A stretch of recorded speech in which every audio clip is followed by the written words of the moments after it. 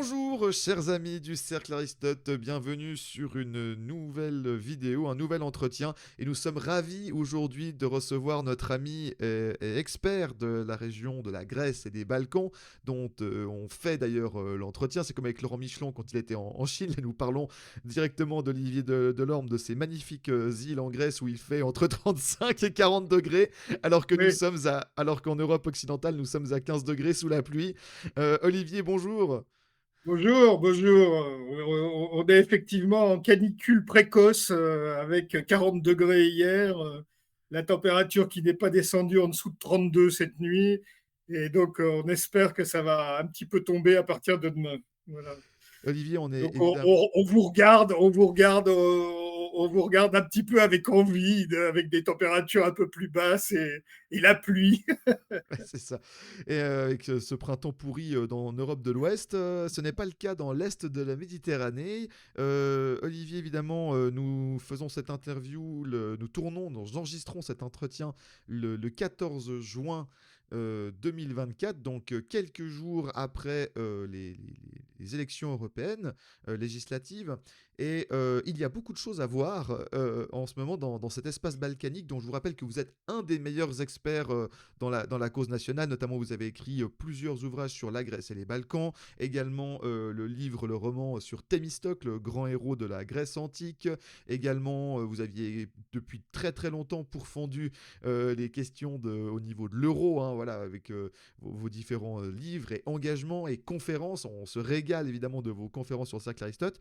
Alors, on va parler de différents espaces, mais j'ai envie de dire à tout seigneur, tout honneur pour commencer, quelles sont les actualités, notamment le bilan de ces européennes en Grèce, comme le pays dans lequel vous résidez, et les actualités pour la Grèce, puis on parlera des autres pays de la région juste après.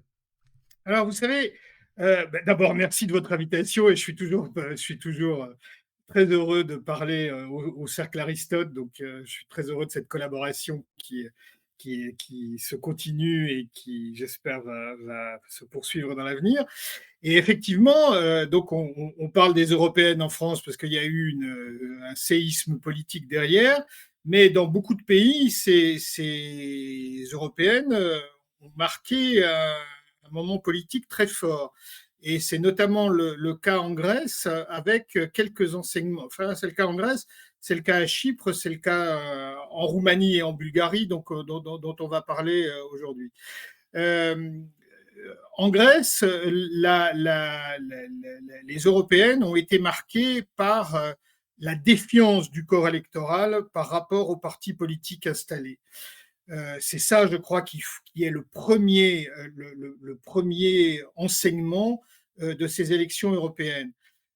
Nous sommes en 2024, c'est-à-dire que la Grèce est revenue à la démocratie il y aura 50 ans cet été. Vous vous souvenez, pour ceux qui connaissent un peu le pays, qu'il y a eu une dictature dite des colonels entre 1967 et 1974. Et donc, la junte est tombée pendant l'été 1974 à propos d'une aventure militaire stupide à Chypre. Et donc, euh, on avait depuis ce moment-là un pays qui était très fortement politisé, avec des taux de participation qui ont souvent dépassé les 80%. Alors, euh, à partir de 2012, c'est-à-dire à partir du moment où l'Europe a imposé ce qu'on appelle les mémorandums, alors je ne vais pas revenir sur toute cette histoire, mais vous savez qu'on a dit qu'il fallait sauver la Grèce. En réalité, il ne fallait pas sauver la Grèce. Il fallait.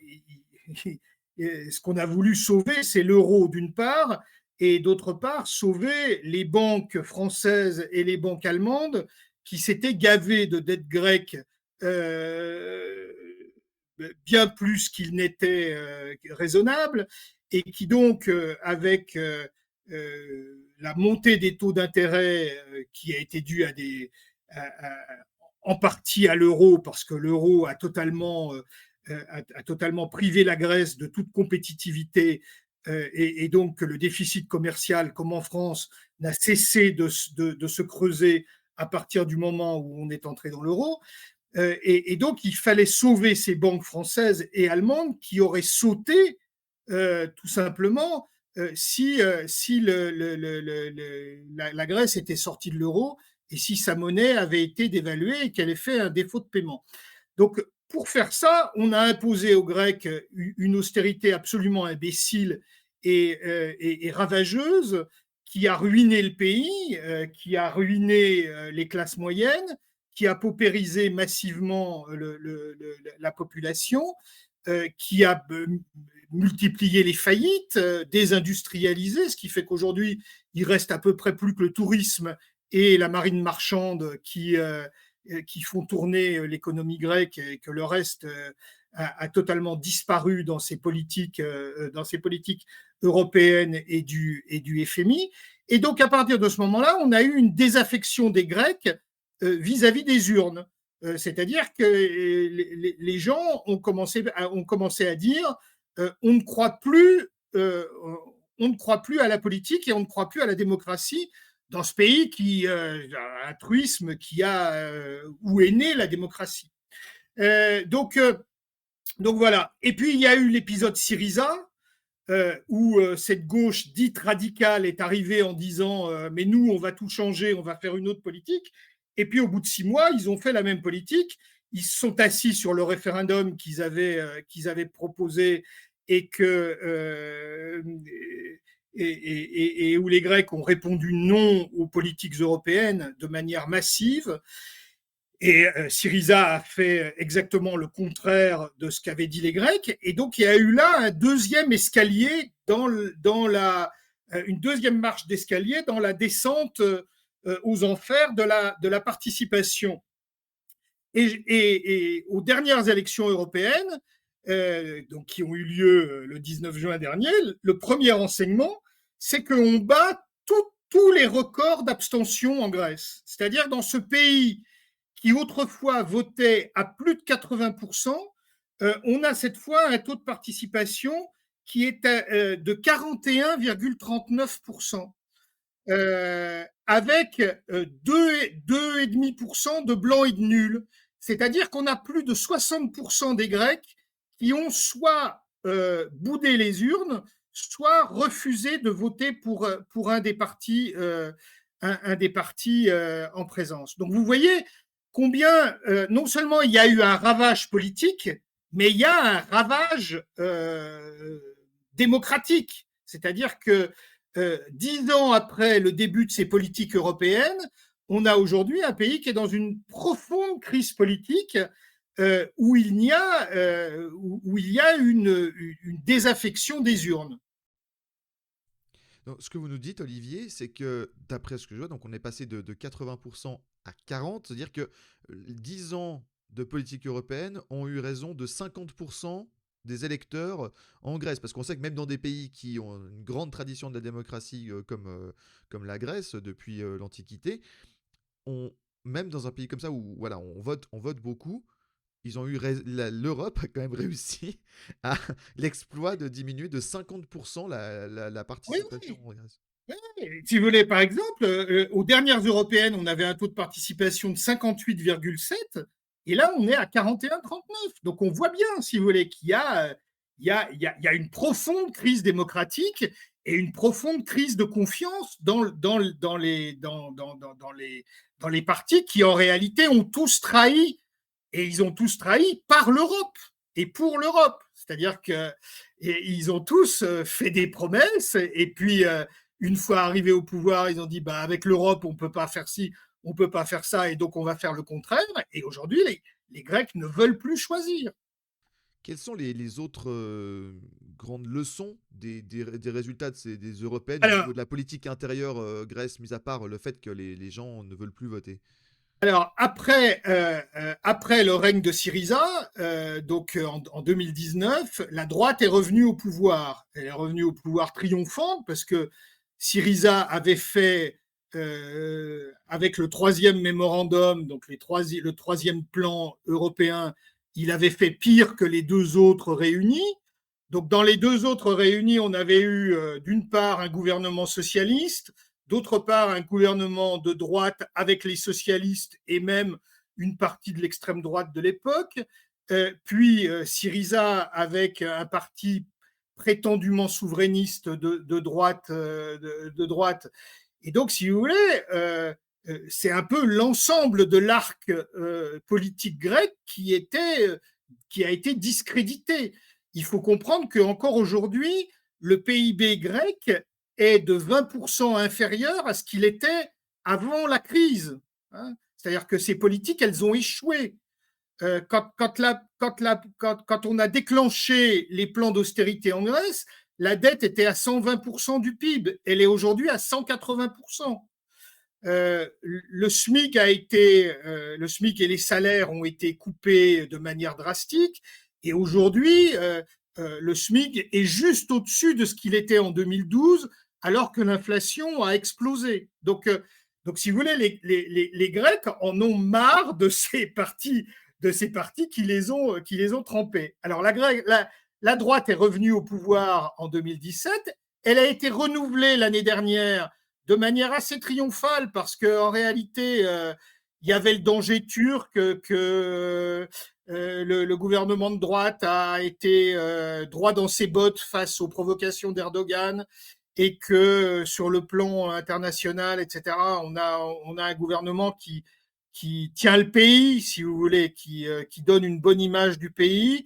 Et puis, il y avait des résultats économiques qui n'étaient pas trop mauvais dans ces... Voilà. Mais là, la droite vient d'être durement sanctionnée. Elle est passée de 40-36% l'année dernière et de 33% aux dernières européennes à 28%. Donc, on a une sanction du gouvernement en place, mais en même temps, cette sanction ne profite pas à l'opposition, enfin à l'opposition traditionnelle. C'est-à-dire que Syriza, qui faisait 23,8% en 2019, fait moins de 15% cette fois. Syriza a perdu 3/4 de ses électeurs de 2015. Presque 55% de ses électeurs de 2019. Donc, si vous voulez, Syriza est de nouveau, pour la 3e fois consécutive, profondément sanctionné par les électeurs. Il faut dire d'ailleurs qu'ils ont changé de chef et qu'ils ont choisi un type assez étrange qui est un ancien de Goldman Sachs, si vous voulez, pour un gréco-américain qui parle à peine le grec, qui a des entreprises fondées, domiciliées au Delaware aux États-Unis, c'est-à-dire dans un paradis fiscal, qui fait des transferts d'argent plus ou moins étranges. Donc, si vous voulez, pour l'ex-gauche radicale, c'est quand même un peu étrange. Le vieux PASOK, le vieux Parti socialiste, profite à peine de la crise des deux autres. Alors, il remonte parce qu'il était descendu tellement bas avec la crise, mais il est à peine à 12,80. Et alors, en réalité, ce qui monte en Grèce, c'est d'une part un souverainisme social, alors qui est encore très modeste. Hein. Le parti s'appelle Cap sur la liberté. Il a été fondé par l'ancienne présidente du Parlement sous le premier gouvernement Syriza, qui s'appelle Zoé Constantopoulou, qui est à la fois qui est à la fois, si vous voulez, un parti souverainiste, social et patriote. Qui a par exemple pris position contre les accords de Prespa signés par Tsipras avec la Macédoine du Nord. On pourra y revenir à un moment si vous voulez. Donc ce parti est rentré l'année dernière au Parlement national avec 3,17%, et il a alors c'est pas le Pérou, hein,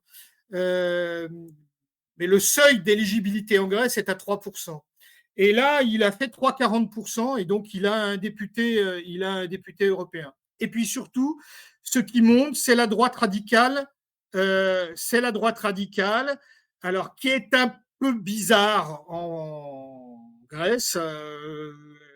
Le parti s'appelle Solution grecque. Alors, il y a deux partis. Il y a un parti qui s'appelle Solution grecque, l'autre qui s'appelle Victoire. Les deux sont très enracinés au nord de la Grèce. Et à eux deux, ils font presque 14% des voix, alors qu'ils faisaient à peine 10 l'année dernière aux législatives et qu'ils étaient inexistants il y a 5 ans aux européennes d'il y a 5 ans. Donc si vous voulez, là, on a une nouvelle force qui est en train de monter, qui n'est pas très crédible, il faut dire. Les leaders sont un peu des gens bizarres. Le leader de Solutions Grecques, il y a quelque temps, animait des émissions de téléachat à la télévision et vendait aux enchères des lettres du Christ. Donc si vous voulez, c'est un peu particulier. Mais là encore, ça montre bien, si vous voulez, comment l'électorat grec est déboussolé. Et puis alors, la dernière force qui monte, et j'arrête là, c'est le vieux parti communiste, qui est un parti communiste orthodoxe, qu'on peut dire stalinien, ils ont renoué avec l'héritage du parti communiste de la guerre civile, qui était sur des positions très, très dures. Et ce parti communiste Koukoué, on dit en grec, KKE, Parti communiste de Grèce, qui faisait 5,35% aux dernières européennes, qui faisait 7,70 l'année dernière aux législatives, a fait cette fois 9,25. Donc on voit que ce parti est en train de remonter et probablement de récupérer, si vous voulez, une partie des déçus de Syriza, qui étaient des électeurs de gauche, qui venaient, qui venaient de cette mouvance, parce que le succès de Syriza a été fait par un petit noyau qui était autour de Tsipras, mais qui a grandi essentiellement avec, d'une part, des électeurs qui venaient du Parti communiste et, d'autre part, des électeurs du côté du PASOK, du Parti socialiste. Et ce qu'on voit aujourd'hui, c'est que les électeurs de Syriza qui sont venus d'un côté et de l'autre sont en train de rentrer à la maison. C'est-à-dire que Syriza est en train de se défaire et les électeurs sont en train ceux qui votent encore sont en train de repartir d'un côté vers le Parti socialiste et de l'autre côté vers le Parti communiste. Est-ce que c'est le prix de la trahison de Syriza qui se paye maintenant? Oui, oui, oui, oui, c'est évident. Si vous voulez, moi, je connais ce pays maintenant depuis 50 ans. Syriza a été un énorme espoir, si vous voulez. Il y a eu un moment de 6 mois où Syriza aurait fait n'importe quoi. Ils avaient l'ensemble du pays derrière eux et bien au-delà de l'électorat de gauche traditionnel, si vous voulez. C'est c'est un pays qui est clivé culturellement entre une culture de gauche et une culture de droite. Il y a eu une guerre civile extrêmement violente à la fin de la Seconde Guerre mondiale qui a traversé les familles, qui a profondément divisé le pays. Et Syriza a eu en réalité une opportunité historique de rassembler largement au-delà de la Grèce de gauche, si vous voulez. Et on l'a vu au référendum, si vous voulez. Le référendum, vous avez toute une partie de l'électorat de droite qui a voté non par patriotisme. Et en réalité, cette trahison de Syriza après le référendum a été un séisme dont une grande partie des Grecs ne se sont pas remis. Et, euh, et l'espoir a été tellement fort qu'ils refusent aujourd'hui de croire à quoi que ce soit, en réalité. Quand on parle, si vous voulez, on habite ici une petite île de 800 habitants. J'habite une petite île de 800 habitants qui est tout près de la Turquie, qui est une des communes qui a le plus voté Syriza aux élections de 2015 et qui a le plus voté non au référendum. Bah, si vous voulez, on voit bien. C'est-à-dire qu'aujourd'hui, Syriza ne fait pas plus qu'ailleurs. Alors les gens en veulent à Tsipras et ils en veulent à Syriza de les avoir de les avoir trahis, de les avoir menés en bateau, si vous voulez. Donc il y a quelque chose de cet ordre-là. Et de l'autre côté, la Grèce de droite, en gros, elle s'est regroupée autour du parti de droite traditionnel, sauf qu'aujourd'hui, avec Schengen, avec le flux migratoire manipulé par Erdogan de l'autre côté, par l'afflux de migrants, par la montée de l'insécurité et de la criminalité liée à cette immigration, évidemment, puisque ces gens arrivent, ils n'ont pas les moyens de travailler, la Grèce n'a pas d'emploi à offrir, et la Grèce est dans Schengen, mais c'est une nasse, puisqu'elle n'a pas de frontières terrestres avec d'autres pays de l'espace Schengen. Donc, quand les immigrés arrivent en Grèce, ils sont coincés en Grèce. Soit il faut qu'ils montent par les Balkans vers l'Autriche et vers la Slovénie et vers l'Autriche, soit il faut qu'ils traversent vers l'Italie à partir du port de Patras. Le port de Patras c'est Calais, si vous voulez. Patras, c'est Calais aujourd'hui. C'est-à-dire que vous avez une zone remplie de migrants qui coursent avec la police. Le port est protégé par des fils de fer barbelés, etc., etc.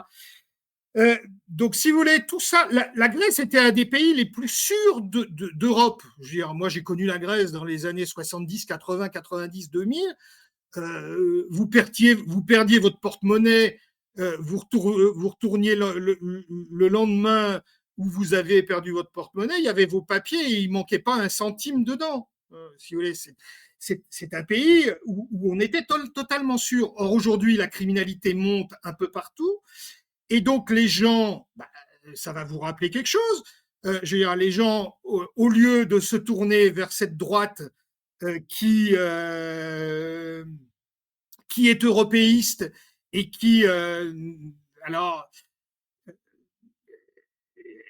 elle essaye d'avoir une politique plus dure avec les entrées, mais il y a l'Europe qui lui tape sur les doigts en permanence en disant vous faites pas ce qu'il faut, vous accueillez pas les migrants bien, vous avez les ONG qui disent les Grecs sont des barbares, ils font des choses dramatiques aux migrants, etc., etc. Et donc derrière, comme la situation sécuritaire se détériore, les gens quittent le parti de droite traditionnel, la Grèce de droite quitte le parti de droite traditionnel pour chercher un discours plus dur et plus protecteur, si vous voulez. Donc, je ne dis pas que c'est bien ou que c'est mal, mais c'est un processus qui est à l'œuvre ici comme ailleurs. Exactement, et ben c'est bien de faire ce rappel et qu'on on voit bien ce qui se passe sur la scène politique grecque avec toutes ces informations, Olivier. Dernier point en rapport avec la Grèce, qui a parlé un peu de la région, mais qui est directement en lien également avec la politique, on va dire, internationale de la Grèce.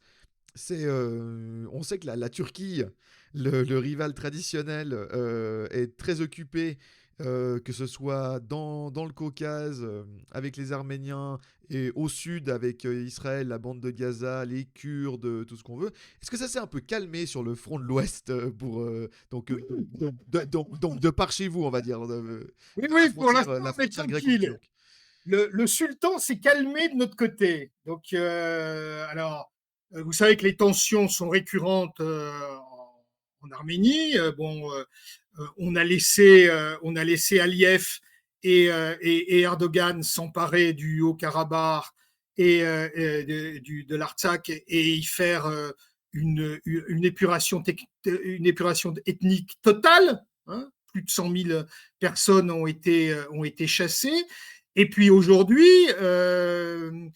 Aliyev, donc l'Azerbaïdjan et la Turquie s'en prennent à des provinces arméniennes, c'est-à-dire qu'ils commencent à grignoter les villages, et puis il vise une province arménienne qui s'appelle le Syunik, qui fait le lien entre le nord et le sud de l'Azerbaïdjan, entre la province du Nord, une province du Nord et une province du Sud qui était en partie arménienne, mais qui s'est désarménisée parce que Staline avait rattaché cette province à la République socialiste soviétique d'Azerbaïdjan comme le Haut-Karabakh, c'est-à-dire tout ça, c'est la politique de Staline de diviser pour régner. Hein. Donc on a découpé tout le Caucase en dentelle pour faire des minorités et pour faire que surtout il y ait des situations dans lesquelles l'URSS soit le gendarme. Et mettre tout ça. Donc voilà. Donc il y avait un couloir routier. Qui permettait d'aller du nord au sud de l'Azerbaïdjan dans une situation quasiment d'extraterritorialité. Mais en réalité, aujourd'hui, l'Azerbaïdjan et la Turquie veulent s'emparer du Syunik, qui est une région minière très importante, dans laquelle d'ailleurs les anglo-saxons et notamment les Anglais ont des intérêts miniers très, très importants. Et donc, le sud de l'Azerbaïdjan est lui-même contigu avec la Turquie. Donc, si vous voulez, il y a le projet d'Erdogan, qui est un projet pan-turc, qui vise à réaliser ce que naturellement on ne voit pas en Europe occidentale. Hein. On est trop occupé par nos petites affaires. Donc, il y a un projet pan-turc d'aller de la Chine à la Méditerranée, dans lequel le Caucase est évidemment une pièce essentielle, avec l'Arménie qui se trouve à la jonction et qui se trouve être l'obstacle à ce panturquisme entre l'Azerbaïdjan et la Turquie. La nouveauté, si vous voulez, c'est qu'avec le conflit d'Ukraine, Poutine ne garantit plus la sécurité des Arméniens. Alors, il faut dire que les Arméniens, y ont mis du leur, puisque leur chef d'État n'a rien trouvé de plus intelligent que de se rapprocher de l'OTAN, alors que sa sécurité dépend de la Russie. Donc, il y a là, si vous voulez, une situation qui est potentiellement explosive et qui aujourd'hui intéresse Erdogan, je pense, beaucoup plus que la Méditerranée. Que les îles grecques, quoi. D'autant plus qu'il a en face de lui un gouvernement qui, pour l'instant, tient, un gouvernement grec qui n'a pas cédé lors de la crise de 2020. Le ministre des Affaires étrangères de l'époque est devenu ministre de la Défense. La Grèce se réarme, elle a acheté des Rafales, elle a aujourd'hui la supériorité dans le ciel, elle a des très très bons pilotes, et elle a acheté à la France des frégates qui vont la marine grecque est supérieure stratégiquement à la marine turque, et en tradition navale et en commandement, etc. Donc, si vous voulez, il n'a pas trop envie pour l'instant d'aller de ce côté-là. L'autre chose, il faut dire quand même l'irresponsabilité de l'Union européenne dans cette affaire. C'est-à-dire qu'au moment où Aliyev et Erdogan s'entendaient pour éliminer les Arméniens de l'Artsakh, Madame von der Leyen n'a rien vu de mieux que d'aller lécher les babouches d'Aliyev et de faire avec lui des contrats gaziers qui sont absolument scandaleux, alors qu'on dit qu'on ne veut pas acheter de gaz russe, qui sont d'autant plus scandaleux que c'est du gaz russe qu'on achète à Aliyev, parce qu'il n'a pas les capacités de produire tout le gaz qu'on a acheté à l'Azerbaïdjan. Donc c'est du gaz russe que Aliyev achète à Poutine et qu'il nous revend plus cher que celui qu'on aurait acheté à Poutine.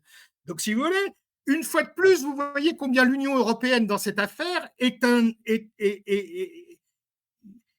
obstacle à toute politique internationale cohérente de la part de la France, mais de la part des autres pays aussi, et comment elle prend des décisions ravageuses pour notre économie et ravageuses sur le plan des principes. La dernière chose, c'est que Erdogan a la volonté d'être le leader du monde sunnite et qu'aujourd'hui, il a une position en pointe vis-à-vis d'Israël. Alors, faut pas rigoler, hein. Il se moque comme de sa première chemise des Gazaouis, mais il entend, par ses prises de position à l'égard d'Israël, il entend se poser en leader du monde sunnite, ce qui ne plaît, et pour ça, il bénéficie de l'argent du Qatar, ce qui ne plaît pas à beaucoup de régimes arabes et ce qui ne plaît pas à l'Arabie saoudite. Donc, si vous voulez, il y a là un jeu politique, un jeu géopolitique.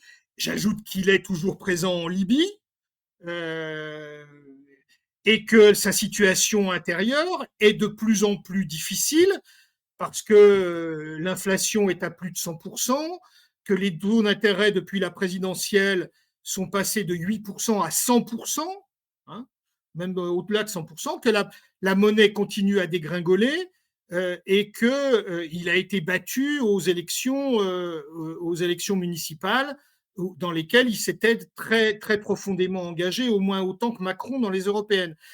Donc, si vous voulez, il y a là une position très difficile. Alors, aujourd'hui, il veut modifier la Constitution, mais c'est mal parti pour se donner un peu plus de pouvoir. Et puis, il agite naturellement, comme d'habitude, les menaces de coup d'État. Voilà ce qu'on peut dire aujourd'hui sur la Turquie. Oui, et puis bah, quelque part, de toute façon, ça reste un dossier chaud. Et si jamais il y a des évolutions, on sait qu'on a quelques experts, dont vous, Olivier, sur cette question-là. On ne manquera pas de refaire une émission si la situation en Turquie évolue, parce qu'on est toujours surpris que ce pays se passe toujours. C'est l'avantage d'un pays qui regarde de tous les côtés à la fois, c'est qu'il se passe toujours quelque chose. On va revenir pour terminer cette émission, parce on est déjà à une demi-heure d'émission. On va terminer avec le reste de l'espace balkanique, puisqu'il y a quelques dossiers intéressants à voir. Je vous propose de commencer par la Roumanie, puis après on parlera d'autres pays au niveau de la situation roumaine. Juste, je vous dis deux mots sur Chypre, Oui, on parce parlera que de Chypre aussi également, ouais. voilà, comme Chypre est quand même très proche de la Grèce et de la Turquie, on va. Alors, si vous voulez, en gros, à Chypre, les forces politiques sont toujours à peu près dans le même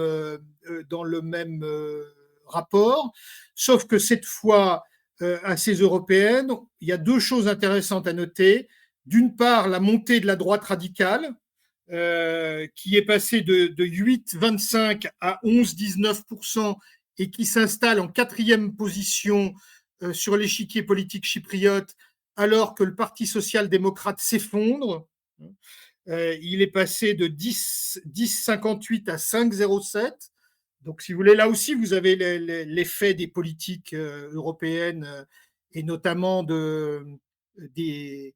Il faut vous rappeler qu'à Chypre, au moment de la crise dite grecque, on a saisi des comptes bancaires d'entreprises et de particuliers pour financer les choses. Donc ça, c'est très mal passé. Et puis alors la deuxième chose qui est à noter à Chypre, et je termine là, c'est l'émergence en un mois d'un YouTuber TikToker qui dit lui-même qu'il ne connaît rien à la politique, mais qui va travailler et qui a quand même obtenu 19,36% des voix,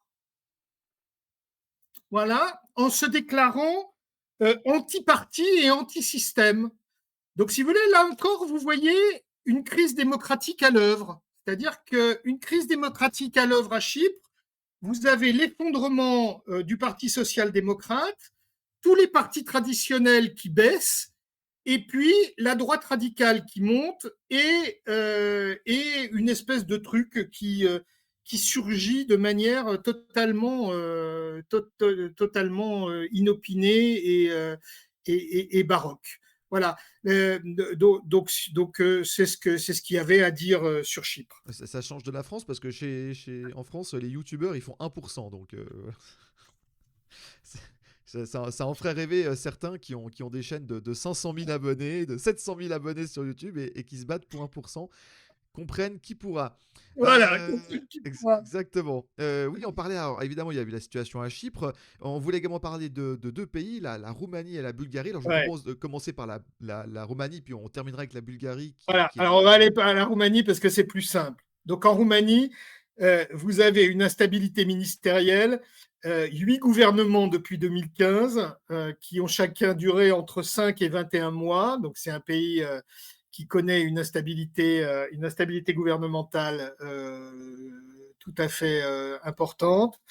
Avec depuis novembre 2021 une coalition droite-gauche, c'est-à-dire une grande coalition à l'allemande avec le grand parti de droite et le grand parti de centre-gauche qui gouvernent ensemble et qui se partagent avec une rotation au poste de Premier ministre tous les 18 mois. Donc, ces partis ont obtenu en 2019 27% pour le parti de centre de droite, de centre droit, et 22,5% pour le parti de centre gauche, c'est-à-dire 49,5% pour les deux. Et là, tous les deux ont présenté une liste unique et ils ont obtenu 49,5%. Donc, si vous voulez, c'est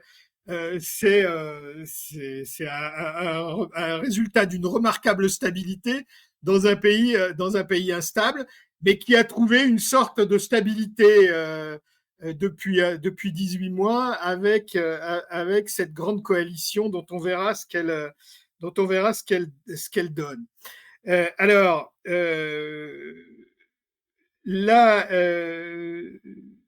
la nouveauté en Roumanie, mais comme partout où il y a ce genre de grande coalition, c'est que ce genre de grande coalition fait monter la droite radicale et eurosceptique. Donc, ils ont 49,5% de l'électorat, mais sont apparus deux partis eurosceptiques et enfin deux coalitions eurosceptiques, une beaucoup plus eurosceptique que l'autre, qui est presque du Roumaxit, hein, je ne sais pas si on peut dire comme ça, qui s'appelle SOS Roumanie, qui est à la fois eurosceptique et pro-russe, qui a réalisé 5,04%, et puis une alliance de droite eurosceptique qui a réalisé presque 15%. Donc c'est-à-dire qu'on a en Roumanie un euroscepticisme qui atteint les 20% de l'électorat dans cette configuration. Alors il faut dire que la Roumanie est aujourd'hui un pays clé pour l'OTAN. Donc, il y a également un réflexe anti-OTAN dans une partie de la population. Il faut rappeler quand même que la Roumanie n'a jamais eu de troupes soviétiques sur son territoire. C'était le seul pays du club, du groupe, du bloc de l'Est qui n'avait pas de troupes stationnées sur son territoire, de troupes soviétiques. Et donc, elle a maintenant des troupes américaines. Donc, il y a une partie de la population qui voit ça très mal, qui voit ça mal.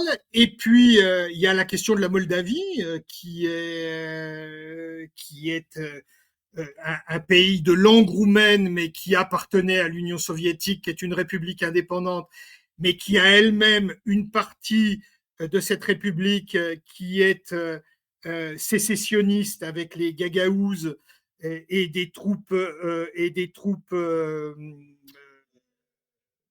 russes qui sont dans cette république sécessionniste. On est là sur la frontière sud de l'Ukraine. Donc, si vous voulez, on est tout près la Transnistrie, pardon, je dis Oui, oui, Gagaouzie. la Transnistrie, j'allais vous le dire, la Transnistrie, et on est sur la ligne de front, quoi. On est tout On proche est du. sur la ligne de front, hein, on est sur la ligne de front.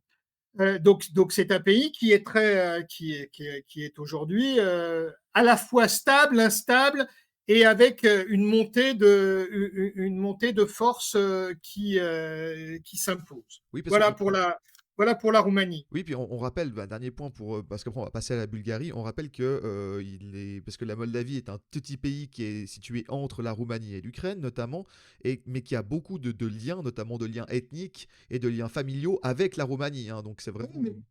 C'est un pays de langue et de culture roumaine. Voilà, c'est pour ça. Donc c'est très important de le dire, c'est que la Roumanie est un peu le grand frère à côté, et donc du coup doit se méfier de ce qui se passe, enfin au niveau de Si vous voulez, l'Ukraine. si vous voulez, c'est l'histoire, c'est purement l'histoire des descentes russes dans les Balkans au XIXe siècle, puis du pacte germano-soviétique qui a également eu une influence sur, sur la Grande Roumanie qu'on avait créée en 1918, que les Français avaient créée en 1918. Donc, si vous voulez, tout ça, c'est une histoire très, très, très longue.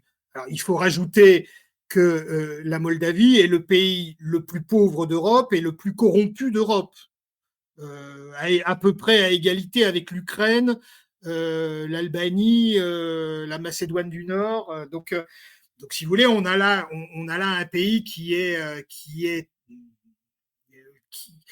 dans une situation géopolitique très, très complexe. Et on va terminer, d'ailleurs, bah, c'est bien d'avoir fait ce rappel, et on va terminer notamment ce tour un peu avec la Bulgarie, où là les choses sont à la fois compliquées, instables, très intéressantes, et donc la Bulgarie qui en plus entre ces différents mondes, c'est un point très intéressant. Vous vouliez nous parler de la Bulgarie, justement. Alors, si vous voulez, la Bulgarie organisait en même temps ses élections européennes et ses élections législatives. Pourquoi? Parce que la Bulgarie est depuis avril 2021 dans une situation d'ingouvernabilité. C'est-à-dire que c'était le 9 juin les 6e élections législatives en Bulgarie depuis avril 2021. Donc ce pays vote, revote, re-revote, re-revote, mais comme il a un scrutin, un mode de scrutin proportionnel intégral, aucune majorité de gouvernement ne se dégage. Et donc, on est dans une situation d'un pays qui va très très mal, hein. Là encore, on ignore ça, on feint d'ignorer ça en Europe, mais c'est un pays qui n'est plus gouverné ou qui n'a que des gouvernements éphémères depuis avril 2021. Alors, il faut dire plusieurs choses sur la Bulgarie. On disait dans l'ancien bloc de l'Est que si la Bulgarie avait eu une frontière commune avec l'URSS, elle aurait été une république socialiste soviétique. C'est-à-dire qu'il y a des liens culturels, linguistiques et culturels avec la Russie qui sont extrêmement forts. La langue bulgare est parmi les langues slaves la plus proche la plus proche du russe. Todor Zhivkov, qui était l'inamovible premier ministre de la Bulgarie soviétique, suivait les directives de Moscou à la lettre et parfois les devançait. Donc, si vous voulez, c'est un pays qui a des liens avec la Russie extrêmement forts. C'est un pays, dans lequel la transition démocratique après la chute du mur a été extraordinairement chaotique. On n'en a pas parlé parce que c'est un pays qu'on qu'on ignore souvent en Europe occidentale, je ne sais pas pourquoi, mais la situation économique et sociale était absolument dramatique. Il y a eu des pénuries de pain, il y a eu, des situations absolument fondamentales. Et donc, le jeu politique bulgare ne s'est en réalité jamais stabilisé depuis 1990. Et donc, c'est également un pays où se sont effondrés les services publics, comme dans beaucoup de pays de l'Est, si vous voulez. C'était des services publics qui n'étaient pas au standard occidental, mais qui fonctionnaient. Or, la privatisation imposée, la libéralisation imposée par l'Union européenne à marche forcée a plongé ces pays dans le chaos. Il a paupérisé une grande partie de la population et il a fait émerger une classe d'ultra riches, mais d'ultra riches, souvent liés au crime organisé.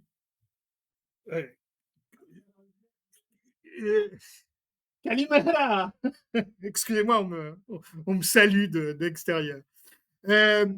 Donc, si vous voulez, c'est une situation politique qui est extrêmement délicate. Et donc, il faut dire que cette classe ultra riche, souvent liée au crime organisé, est la principale bénéficiaire depuis 1990 des fonds européens. C'est-à-dire qu'elle capte les fonds européens qui ne sont pas contrôlés et qui ne vont pas à la population. Donc, si vous voulez, on a en Bulgarie un désamour démocratique qui est massif. Alors, je vous disais tout à l'heure en Grèce, 41% de participation. En Bulgarie, on est à 32,5% de participation. C'est-à-dire qu'on n'a même plus un tiers de l'électorat qui se déplace pour aller voter. Donc, si vous voulez, on est dans une crise démocratique absolument aiguë, profonde, qui tient là encore aux politiques européennes ultralibérales et qu'on a imposé à ces pays alors qu'ils n'étaient pas prêts à supporter ce choc.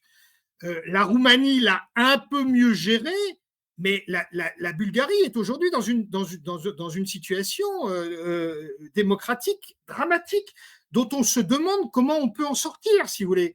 6 élections pour arriver au même résultat.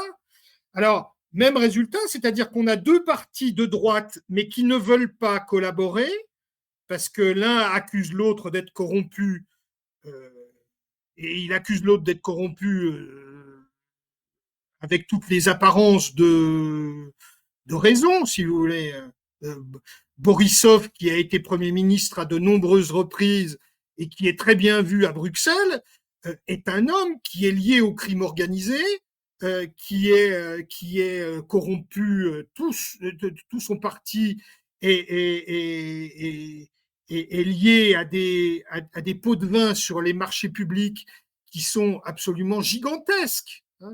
Il faut comprendre que vous payez avec vos impôts européens des mafieux d'Europe de l'Est.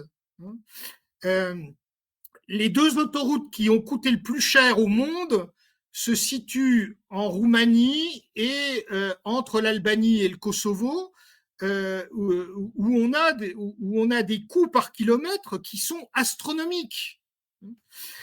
Donc voilà, donc on a deux partis de droite qui ne veulent pas collaborer parce qu'ils s'accusent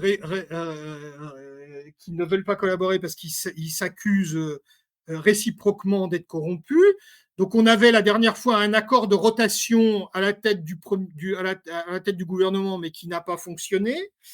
On a aujourd'hui, ce qui est nouveau dans les élections qui ont eu lieu le 9, c'est que la minorité musulmane, le parti de la minorité musulmane, est devenu le deuxième parti en Bulgarie.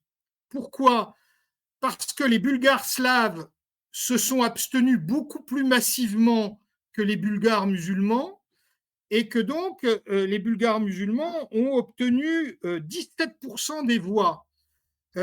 aux européennes, un peu moins aux législatives. Non, 17% aux législatives, un peu moins aux européennes. Alors, il faut savoir que ces musulmans bulgares sont soit des Slaves islamisés, soit des turcophones, que cette minorité fait l'objet, comme en Grèce, d'une politique manipulatoire d'Erdogan, qui finance, qui aligne l'argent, qu'il touche d'ailleurs lui-même en partie de l'Union européenne. Hein. Donc, c'est en partie les fonds européens qui servent à Erdogan à financer la réislamisation des Balkans. Là encore, on est dans la parfaite cohérence de la politique européenne. Hein. Et il faut savoir que partout dans les Balkans, Erdogan réislamise avec le Qatar des minorités musulmanes qui étaient très peu observantes. C'était en fait un islam bektashi qui était un islam très tolérant, très Un peu. islam culturel, quoi, quelque part. Oui, oui, très culturel, très, très peu religieux. Et en réalité, depuis 20 ans maintenant, l'AKP turc, le parti islamiste au pouvoir, qui encore une fois doit une partie de ses fonds à l'Union européenne, réislamise ces communautés des Balkans, et notamment la communauté bulgare, sur un mode radical. Hein. C'est-à-dire qu'on construit des mosquées et on envoie des prêcheurs turcs et qataris prêcher dans ces mosquées. Et donc, on a ça évidemment en Bosnie, évidemment en Macédoine du Nord, évidemment au Kosovo, évidemment en Albanie, évidemment en Bulgarie, un peu moins en Grèce parce que le gouvernement y fait très attention. Mais là, on a pour la première fois depuis très longtemps le Parti des musulmans bulgares qui arrive en deuxième position et qui va être, je ne sais pas s'il va être un arbitre, mais en tout cas, il devient de moins en moins contournable alors qu'il n'était plus associé aux coalitions. Alors, donc ça, c'est la première chose. La deuxième chose, c'est une montée des partis de droite radicale, mais ça, voilà, c'est comme partout. Hein. Montée des droites radicales et pro-russes et anti-OTAN, qui atteignent 21% du corps électoral, qui sont en deux partis, un qui fait 14, l'autre qui fait un peu plus de 4, et puis un troisième qui fait 2. Donc on est autour de 20-21%. Et donc on a une montée de scrutin en scrutin de cette droite radicale anti-OTAN, pro-russe et anti-UE. Donc si vous voulez, on a une situation qui empire à chaque élection. C'est-à-dire que on voit mal aujourd'hui comment la Bulgarie peut sortir de cette situation. Et en réalité, les deux partis, et puis des partis de gauche qui sont autour de 15% et qui ne veulent pas coopérer avec les partis de droite. Donc, si vous voulez, on a une droite qui est divisée en deux, qui n'arrive pas à s'entendre, une gauche qui est faible structurellement depuis déjà des années, et une droite eurosceptique anti-OTAN pro-russe qui est sur la pente ascendante, et un parti pro-turc un parti des Turcs, des musulmans de Bulgarie. La plus révélateur. Un parti des musulmans de Bulgarie qui a une place, qui a acquis une place importante. Donc c'est une situation politique totalement indéniable, et je ne vois pas quelle solution de gouvernement on peut trouver dans cette chambre. Donc probablement il va y avoir une espèce de coalition qui va durer 6 mois, et probablement on va retourner aux urnes en 6 mois. Mais en attendant, là encore, on est dans un pays tout proche de l'Ukraine, et qui est clairement un maillon faible pour la région parce que on a une situation de crise politique qui ne se résout pas. Voilà. Et puis alors, si vous me permettez de dire deux mots sur la Macédoine du Nord, qui n'est pas dans l'Union européenne, qui ne votait pas dimanche, mais qui a voté il y a 3 semaines, et dans laquelle les nationalistes sont revenus au pouvoir avec une majorité écrasante, avec deux mots d'ordre qui étaient le rejet des accords signés par le gouvernement précédent de gauche avec la Grèce. Donc on va avoir probablement dans les mois qui viennent un regain de tension entre la Grèce et la Macédoine du Nord parce qu'il y a là un gouvernement qui refuse le compromis qui avait été passé par Tsipras et qui, on le savait, n'était accepté ni par les Grecs ni par les Macédoniens du Nord. Mais voilà. Et puis, dernière chose, et j'arrête là vraiment, il y a une tension interne en Macédoine du Nord entre la minorité albanaise qui est de moins en moins minoritaire et de plus en plus islamisée sur le modèle de ce que je vous disais tout à l'heure, et de la majorité slave qui est de moins en moins majoritaire parce que les albanophones font de plus en plus d'enfants et les Slaves de moins en moins, et que donc aujourd'hui, on a une situation qui est une situation pré-explosive avec un gouvernement qui est très dur avec les Albanais à Skopje et des Albanais, des albanophones de Macédoine du Nord qui regardent vers le Kosovo et vers l'Albanie pour la formation d'une grande Albanie. Donc, si vous voulez, on a là une région qui est en pleine instabilité et en pleine ébullition. Alors moi, il y a une dernière question que je trouvais très intéressante par rapport à ce point-là, c'est qu'on a parlé en début d'émission de certains types de votes qu'on trouvait dans le nord de la Grèce. Est-ce que c'est lié justement à cette situation en Macédoine du Nord? Parce que quelque part, la Macédoine du Sud, c'est le nord de la Grèce. Ah, mais si vous voulez, l'émergence des partis de droite nationalistes a été la conséquence principale en Grèce des accords de Prespa signés par Tsipras.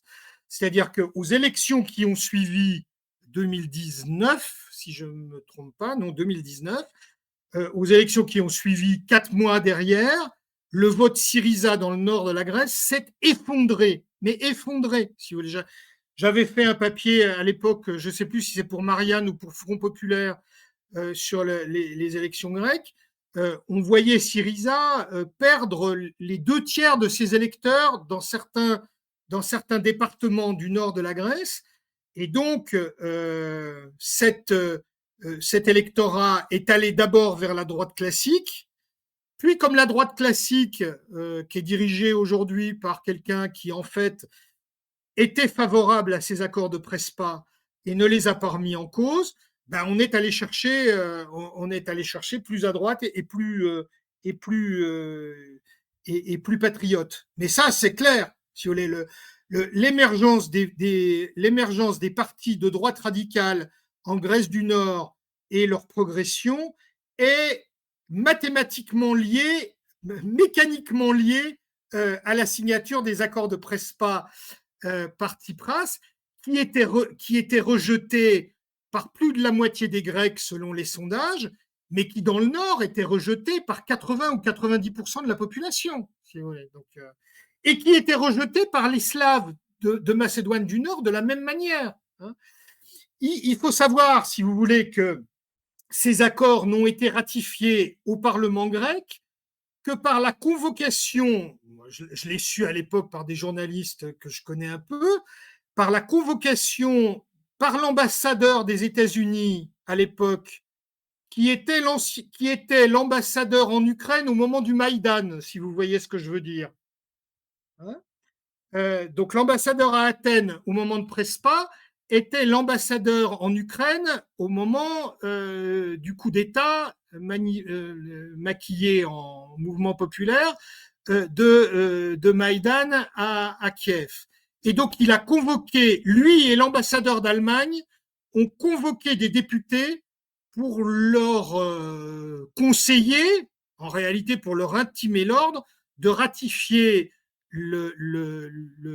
l'accord parce que la majorité à l'Assemblée apparaissait très problématique. Et de l'autre côté, c'était pire. C'est-à-dire qu'on a acheté des députés à coups de valises de billets en dollars. Madame Merkel s'est déplacée à l'époque à Skopje pour dire aux Nord-Macédoniens, si vous ne ratifiez pas, on vous coupe les crédits. Et certains députés ont été soumis à des pressions physiques pour ratifier ces accords. Donc, si vous voulez, ces accords, ils ont été arrachés aux deux peuples par des ingérences extérieures. Quand vous faites ça, il ne faut pas vous étonner derrière.